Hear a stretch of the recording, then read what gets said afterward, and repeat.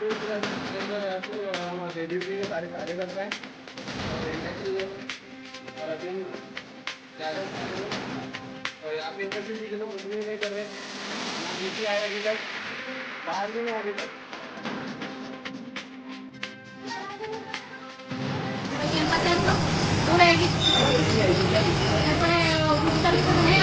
एक व्यक्ति के साथ आपके क्या लगता है? अभी शाम को 6 बजे के आसपास ये लड़की आई थी और उसके कुछ फ्रेंड्स भी आए थे उससे मिलने के लिए।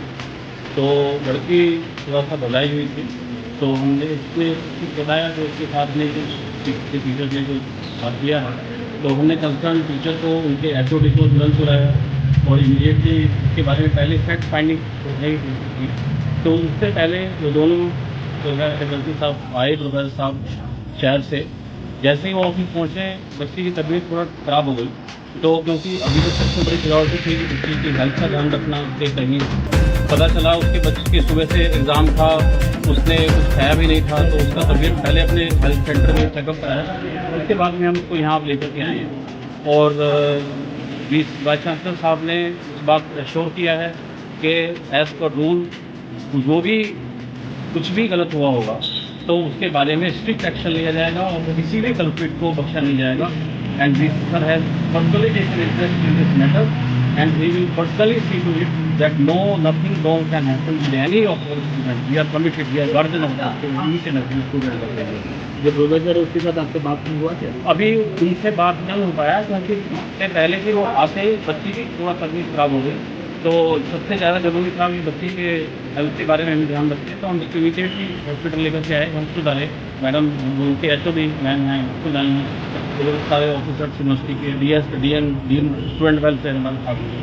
तो अभी सबसे पहले तो बच्चे का ध्यान रखना है और जब वो बच्चे ठीक कंडीशन में हो जाएगी बात करने के लिए तो एज़ पर रूल्स हम उसके बारे में बात करेंगे। और मीडिया को बोलने से आप लोग क्या यहाँ पर आप लोगों का कोई मुकाबला नहीं चल रहा है? नहीं, मीडिया से बात करने का कोई मना नहीं किया। जो भी आए हमने पहले सोचा कि पहले हम तो बात कर लें, उसके बाद मीडिया से बात करें। मीडिया से बात करने के लिए किसी ने कोई मनाही नहीं है। मीडिया से तो हम खुद जो है ना, ये अच्छी बात है हमारा। लड़की के साथ आपकी बातचीत हुआ क्या? लड़की बहुत घबराई हुई थी, तो बहुत ज़्यादा डिटेल में तो नहीं हुआ, पर जो थोड़ा समझ में आया कि वो उसका वाइवा था और प्रोफेसर साहब के बारे में वो थोड़ा सा बात कर रही थी, और डिटेल क्या था वो अभी हमें समझ नहीं है। तो वो समझने के लिए ही हमने प्रोफेसर साहब को बुलाया, उनके हेड ऑफ द डिपार्टमेंट साहब को बुलाया।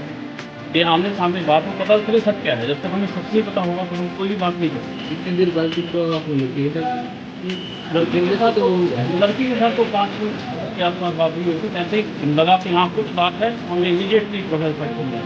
प्रोफेसर साहब शहर में रहते हैं, आने में उनको 15-20 समय लगा। तो जैसे ही आए बच्ची की तबीयत बिगड़ने लगी। सर इंसिडेंट दोपहर को हुआ था सर? नहीं, बच्ची ने हमें अभी इसी वक्त बताया। दोपहर को वो बोल रही है कि वो अपने घर चली गई थी। घर जाने के बाद उसने जो है वो अपने फ्रेंड्स के साथ डिस्कस किया, बट अथॉरिटीज़ को अभी पता चला। वाइस चांसलर साहब ने इमीडिएटली मीटिंग बुलाया, हम भी वहाँ थे, और एचओडी मैम ने पर्सनली इंटरेस्ट लेकर के मैटर क्या है उसको समझने की कोशिश की।